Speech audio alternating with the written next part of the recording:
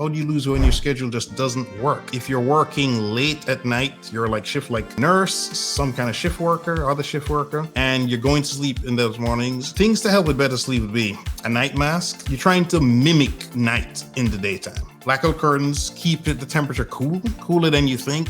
Studies show you'll sleep better, your body will just kind of warm up. As a matter of fact, it can help you burn fat too. That was my motivation for trying that the first time. So when your schedule is tricky like that, you have to really nail the sleep. It's not optimal, but you have to nail the sleep because the sleep is what's gonna screw you.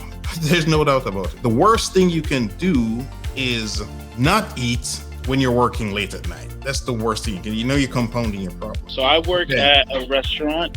I work at a pizza place called Anthony's Pizza. When I do eat late at night, it's pizza. Okay. And then I go home. It takes me about because I take public transportation, so I know that affects it as well. Right. So I get home around midnight. I heat up my pizza. I catch up on my shows and stuff for the day because I have like last minute energy that I'm trying to burn out, so I can't go to sleep. But it never happens. I know I can't go to sleep right then and there because I just ate pizza. I end up sleeping around 5, 6, and then I take care of my mom, so I'm probably up around 9, and I do have sleep apnea, so it's little things, and it's I want to lose weight, but then I don't have the energy nor the motivation. Yeah, so I have sleep apnea, so I know what you mean. For those who don't know what sleep apnea is, it's like you're suffocating through the night. You stop breathing and then you're right. And your sleep quality, even if you don't consciously wake up, your sleep quality is so disturbed that you're not sleeping properly, right? So you're creating all this stress. Brain doesn't get to do what it's supposed to do to clean things up the way it's supposed to. So your memory suffers. And he said he had bad sleep apnea. I met a guy, he would fall asleep at the traffic light, right? When it's really that bad. So it can be quite terrible. It is hard to lose weight if your sleep sucks. There's so many studies that show this. If your sleep sucks, there's a good chance you're either going to get fat or it'll be hard for you to lose fat, or both. The CPAP machine, I felt like a new human being. I mean, it was dramatically different. I remember when I did labs after that, everything, my blood work got better, literally across the board. The doctor could show me that. Sleep apnea is terrible. You're literally suffocating throughout the night, and that's gonna make losing fat pretty hard. You have crappy energy. Now, regarding the not being able to fall asleep, right now I can see where you are, the bright lights, right? Where you're working. So all that blue light is stimulating you. Then you get on your phone, the public transportation, the bright lights. So one very affordable thing I can show you, let me share my screen. These glasses, right? Blue light blocking glasses, pretty affordable, $14.75. These things will block that light. So when you leave work, you can start wearing them. Yes, they look kind of weird. If you don't want to wear them in public, fully understand, but at least put them on when you get home. You'll immediately start to get sleep. It's amazing how effective this stuff is. And I mean, with Amazon free returns, if you have this thing for a couple of days, a couple of weeks rather, and it doesn't work, just return it. But I would be shocked if it didn't work. You also mentioned eating the pizza, right? I would say try to switch that from pizza to some protein type meal. Something with protein, because that's less likely to gonna turn to fat. And you're still gonna feel satiated. So here, I would eat the wings, but not the bread. The salad would be good, but don't put any of the salad dressing in it. I'm sure the salad dressing, in our Caesar dressing, it probably really pumps it up. Because let me tell you, salads can be great, but they nail you on that damn dressing, man. You can take a normal salad, add some crap dressing, boom, you're 1,000 calories. I don't know for sure here, but I'm guessing the dressing is a big part of this 650 calories on the 410. But worst case scenario, don't use the dressings, and you can eat the salad with the meatballs. So let's now look at the meatballs to see if those are good or bad. Actually, let's look at the chicken. Those do look yummy. It's roasted, so it's not fried, so that's good. So 5 wings are 280 calories. Now you probably can't get it without the flavoring. So here, I would probably limit myself to 5 wings. And again, this is with a caveat depending how much food you're eating in the day. So for a typical male who's active, you're on your feet, you're moving around, so you're relatively active. You're not sitting at the desk all day. 1,800, 2,000 calories in a day, generally speaking. Let's look at meatballs.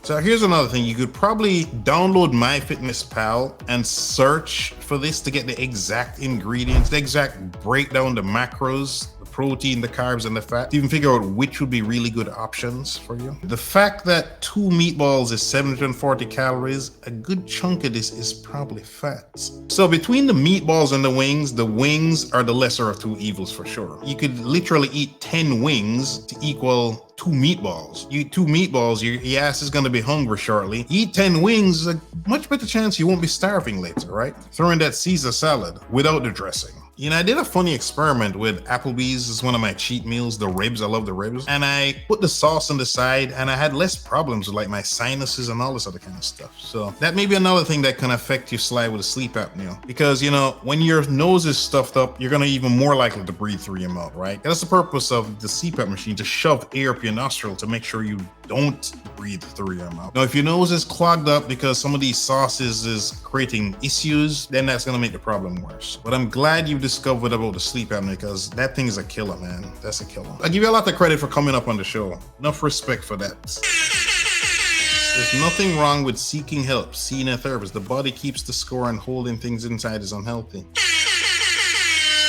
The Employee Assistance Program, 6 to 8 sessions review. Do you know if is that required by law? The EAP is required if you have insurance. Oh, companies have to provide it if you have insurance. That's good to know. Recommend Psychology Today. You type in your area and the local therapist pops up. One of the things I didn't even get into, because there were so many things you could do. Didn't want to overwhelm people. Cinnamon is another good thing. You can add that to coffee, your oatmeal or something. You know, it's not as sweet as sugar, but it helps. It helps with that blood sugar spiking stuff. But you have to specifically get Ceylon cinnamon. That's CEYLON. It also increases thermogenesis. That's, you know, helping your body to fight fat, burn fat, you could say. A study in the British Medical Journal found that increased sugar intake showed a positive correlation with increasing body weight, while reducing sugar resulted in lower weight. Again, very common sense type stuff here, right? And I know it's difficult, very difficult. I have a very big sweet tooth. And reducing artificial sweetness, a study in the Journal of American Geriatric Society discovered that folks who drank diet soda daily witnessed their waistline